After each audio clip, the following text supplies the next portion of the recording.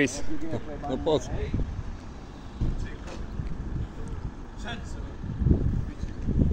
Bo ja som videl, jak si to vyrúcu. Však, no co? No co? No co? Jak neuhneš, se dám dole. Daj. No dám. Daj. No.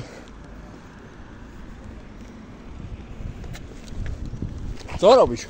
Hej. Co si dotýkaš mi? No co? Pane more. No co? Na. No co? Co? Ešte radšej nedotkneš, se dám dole, si hovorím. Daj. Dám se dole. Daj.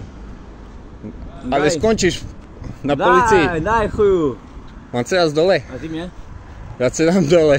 Hej, daj. Dám se dole. Tu dole. Dám. No daj dole. Dám. No, dobre, bo už to bolo. Už to bolo. Takže čo sa stalo? Išiel som po parkovisku pred Kauflandom v Trebišove. Som pozeral do mobilu a niečo buchlo. Až som sa zľakol. Nevedel som čo a vedel som, že nejakú fľašu vyhodili z auta. Keď som minul auto, tak pohlo sa a ja som v podstate počul, že prešiel tú fľašu kolesom zadným pravým. A vystrčil hlavu takto, ten opitý primitív. A ja som povedal, tak si treba chuju. No a on na to vybehol z auta, na mňa. Takže som zapol nahrávanie a on zapol svoje. Toto tu som mal v ruke, takže preto som ho neposkladal.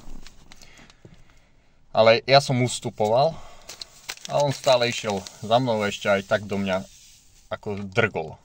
Hej. Takže vidíte, že žiadna sebareflexia.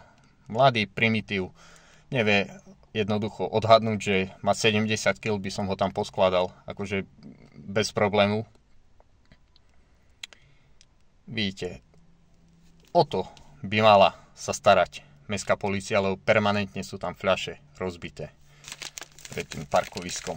Alebo už neviem, aká polícia, ale toto treba riešiť. Tých primitívov, ktorí chodia a robia bordel.